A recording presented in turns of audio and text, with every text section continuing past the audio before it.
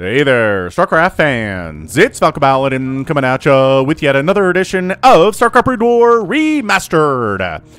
Today, gonna be a match between sAviOr and Sky here on Fighting Spirit.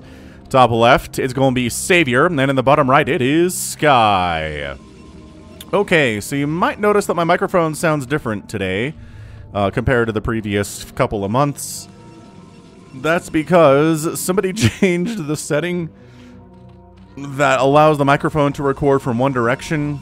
I assume it was my kids, and I didn't notice until now. So, sorry for the weird mic quality, but nobody complained about it, so I'm not entirely sure anybody noticed. Anywho, it's going to be a PVZ here for your Monday. Forge Fast Expand here from Sky, and not a very fast pool here from sAviOr. Maybe it's going to be a hatch first. We'll have to wait and see. It is cross-spawn positions, and the probe is scouting, well, the correct direction, but, okay, so it didn't scout cross-spawn, so maybe it's not the correct direction. Hello. Hello, Terry. How's it going today? Hope everything is okay with your wife and your child. And yeah, this is going to be a hatch first. All right. It's going to be a forge just to be safe. And there it is, because he has no idea what the Zerg player's up to. This could have been a very fast pool, but it's not. Instead, it's going to be a hatch firster at 12 supply, so not an 11 hatch, but a 12 hatch, so even greedier than an 11 hatch play, which this probe should be able to ascertain fairly well as it comes in to check things out and says, oh, thank goodness. So I basically don't need any cannons before I throw down my Nexus at this stage. Did he cancel the Forge? Oh, what the crap? And then he sees the pool timing. I think he's just going to go Nexus first. He recognizes the very, very greedy hatch first. Yeah. He cancels the Forge and then, bam, goes Nexus first at about 15 supply. Dang. I like this read from Sky a lot. That was fantastic. He's like, there's nothing you can do to kill me. There are zero things. Your pool's not, I mean, it's barely halfway done now. So now we're getting a gateway up. Oh, this is so good. Doesn't have to waste any resources on cannons whatsoever. The drone comes in, sees what's what, says, a Nexus first. Ya dog, ya sly dog, he says. Do Koreans call each other dog?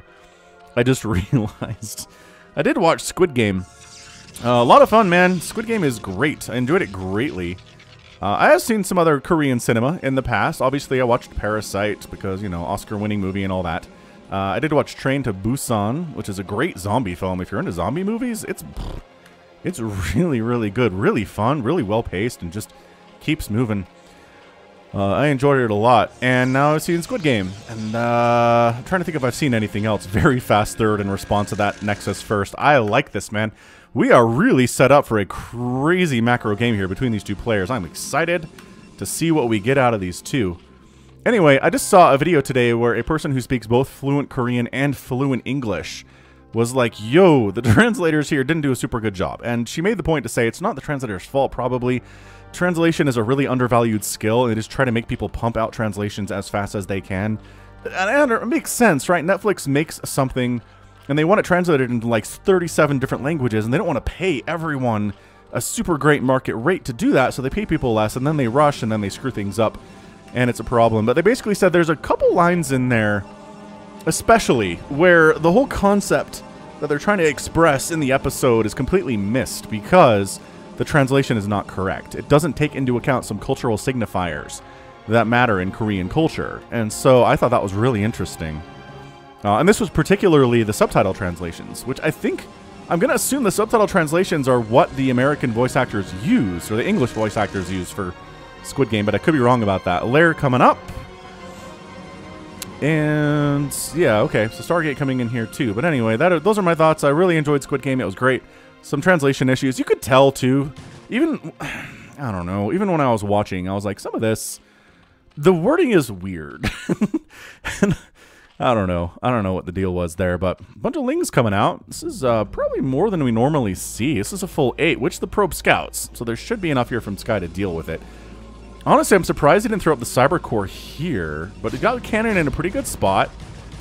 And, oh, hang on. So these probes actually get, or these lings actually get a probe. 1 probe, 2 probe. Whoa! Hang on. There's more lings than I thought here. Zealot fighting, but that cannon is not actually as protected as I thought it was. And a couple more hits. Okay, the cannon goes down. But the ling attack is dealt with. Okay, so Sky, worried, not pleased about what just happened there. He did lose a few probes, but he's up 26 to 22 because, again, we cut drones to do this. So this Zealot's actually blocking off. The Zealot doesn't want to go assist. Doesn't feel like he needs to go assist because, obviously, these probes can handle themselves against a single Zergling, and they do. But look at this. 4 more lings coming in. This cannon's going to warp in now-ish. Oh, man. But 3 Zealots should be able to handle these 4 lings. And, yeah, they're going to move out now that the cannon is up and the lings can't do much about it. Yeah, so that ling goes in, checks it, dies. And are you... Wow. This is some serious aggression out of Sky here. He is supply block... Or from sAviOr, rather. He is supply blocked. I don't know about this. There's another cannon coming up to assist with the mineral line in this northern section of the Nexus, which was a problem for him on that first attack. He's got a macro hatch coming in. I don't know that investing this much into lings has really paid off for sAviOr in this game. He's working on +1 armor for the Scourge to make them a little bit tankier against Corsair shots. And... Oh, okay. Ah! Oh, what? That could... Wow, that should be dead. I don't know how those Scourge missed that. sAviOr's like, crap. Can't believe I missed that sitting duck Corsair there. 31 to 28 drones. Really been droning up to try to catch up at this point. Here has been Sky. And Zealots are trying to bait the lings into the cannons and the Zealots combined. Trying to work there. Third base is getting sunken to defend against an incoming Zealot attack. He knows. He knows the Zealots, all 4 of them are out on the map right now. 5 Mutas on the way. You know how I feel about Mutalisks in a PvZ. Not my favorite unit. I just feel like Corsairs do so stupid well against them. So 1 sunken and a handful of lings, plus another sunken coming up very, very soon. And Evolution Chamber blocking that off too. Very nice SimCity here from sAviOr. We're not surprised by that. sAviOr's a great player. Second sunken coming up at the main base, and these Zealots really shouldn't be able to do much at all. So the Mutas come out, and so these Zealots are toast, but that's allowed some information to get back home and say, okay, more Corsair production, please, to deal with these Mutalisks. And it is 35 to 29 workers right now. So lings are trying to deal with the Zealots, which the Zealots are cool with. This is a fair fight for them. They might all die, but they're going to take some lings out with them, and they feel better about that. More Mutas popping out. We got 5 of them at the moment. More Zealots. They got speed now, so that's some pretty intense stuff. Just Zealot after Zealot after Zealot. I'm really surprised he's producing this many Zealots, but I guess he can handle the Mutas if they come in. There's 4 Corsairs here with another one on the way. So the Mutas are really not able to move out as much as they want, I don't think, because the Zealot count is so high that he needs to focus on them and take them down. But, ow, ow, no, micro those! Oh, Sky. Oh! And Sky GG's out. In game 1 of our sneaky twofer. Haha, fooled you, didn't I? That was definitely a sneaky twofer game. Wow. A premature GG, I'm going to call it that. I wasn't really expecting that to the end of this game, but he is... I don't know, man. What's he got? Does he feel like he can deal with all these Mutalisks with just a couple Corsairs? More Mutas are in production. There's only 1 cannon defending here. There's only 1 cannon defending here. Yeah, I mean, I feel like he could have played that out a little bit further, right? I really feel like as long as he doesn't take any more Scourge hits, he can play it out. But if those Corsairs are dead and the Mutas are just taking down cannons, then that is going to be GG. For sure. So a little premature, but he saw the writing on the wall. And he tapped right on out there. So game 1 of our sneaky twofer is complete. The Zealot attacks, sAviOr dealt with those very well. I thought sAviOr was in a lot of trouble, honestly, when his ling attacks did not do as much damage as I thought it should. As I thought they should. That first one did fairly well, picking off 3 or 4 probes, but after that, it just went pretty poorly for any more lings that he produced. Really well defended there from Sky, and he gets the win. Yeah, sAviOr gets the win. 4th base there, too, and really no sign of a 3rd possible. Yeah, so Sky read it. Again, it feels a little premature, but you know what? I'm okay with it. I'm okay with that tap out. So Game 2. Let's see what that one's all about between these two players. And let's check out the final score of this one. Does it really matter? When it's 8 minutes, it maybe does. 19,000 points to 24,000 in favor of the Zerg. Kill-death ratio is about 2-to-1 for Sky, but a 2-to-1 outproduced as well is pretty good there from sAviOr. And then the resources here. Sky does... oh, no, the Zerg player's outspending him because he's on 3 bases and about to get a 4th. So, yeah, fair enough. Okay, Game 2 of the Sneaky Twofer coming. Don't go anywhere. Game 2 also on Fighting Spirit. Haha! Top right on this Fighting Spirit, though, is going to be sAviOr, and on the bottom right, again, is Sky. Alright, so I saw Dune tonight. I'm recording this on October 21st, which was the night before the release of Dune in the United States. It's very, very late in terms of international release. RJB saw this, I want to say 6 weeks ago now in Europe. So it's old news over there, but it's brand new in America. But Australia won't get to see it until December. So at least we're ahead of somebody, right? And man, Denis Villeneuve, I'm not entirely sure I'm pronouncing that last name right. He is, man, one of my favorite directors, man. Sicario, Arrival, Dune, and hang on a second. What else did Denis? I know he directed another movie that I really, really like. Oh, Scouting Cross Position. Here is Sky. Wow. Okay. Remember when I was like, nobody scouts cross position? And then Sky's like, dude, check this action out. Bam! I'ma do it. Alright, so what did he do? Oh, he did Blade Runner. Didn't like that very much. But yeah, Sicario, Arrival, Blade Runner, Dune. I know a lot of people did really like the Blade Runner 2049 that he did. Anyway, Denis is great. Like, Dune's a weird thing, right? If you've read the book, which I'm not sure a lot of people have these days, but Forge coming in because, again, he's doing this blind. sAviOr actually did go overpool here. Let's see. Overlord is out and running, and that is about halfway done. Yeah, that's going to be an overpool play.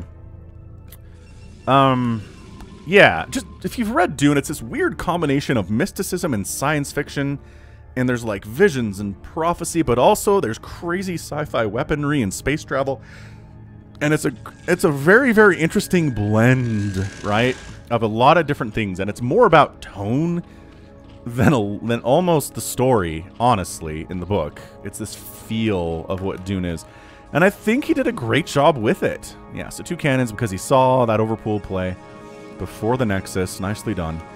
And yeah, I just think Denis read it probably a few times, figured out the tone, figured out the feel, and did it. And it moves. It's like 2.5 hours. It's a long film, but man, it moves quickly from scene to scene to scene to scene.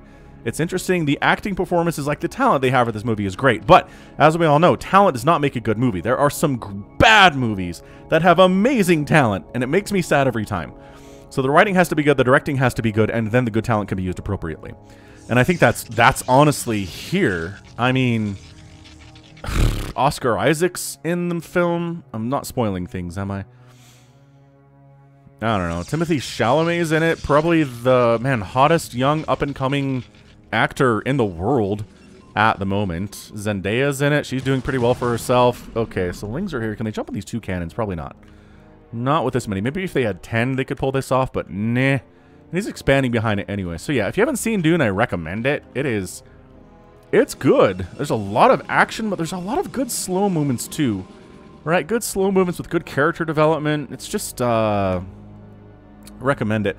And there's your 3rd base here. So what's funny is you guys know this isn't like a 40-minute game, right? Because it's a Sneaky Twofer, but interesting. Like, I'm wondering how this one is going to be part of the Sneaky Twofer, because again, it looks all the world like a fast 3rd.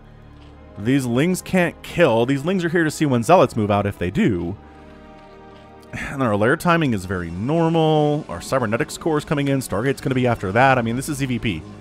The openings are pretty much what they are, you know? It's like if you don't go Spire, you're in a lot of trouble versus the Corsairs. You can go Hydras. We do see that sometimes. But if you don't go Corsairs, then you're in trouble versus Mutalisks as Protoss. You're kind of locked in. You're a little bit locked into that play, which kind of bums me out. But, you know, Not every matchup can have total freedom to do whatever you want in the opening of the game. Anyway, hit that like button if you're enjoying the Sneaky Twofer. Haven't done one of these in a while, and I hope I caught you off guard. I feel like it's... Oh man, it's been like a couple months at least since I've done one of these. I'm going to be honest with you, usually it's out of necessity. Like, if I can't find a good long macro game I want to cast, I just grab 2 shorter ones that I've wanted to cast, but they've been too short to cast by themselves, and I throw them together. That's not what this is. I have a bunch of longer games that I can cast, but I figured it was time for a Sneaky Twofer. I wanted to cast some more sAviOr Sky. I think these two guys have really interesting games against each other. Was that last game super interesting? Did Sky end up just losing, I want to say, 2 or 3 Corsairs to Scourge in the first 8 minutes? Yeah, he certainly did.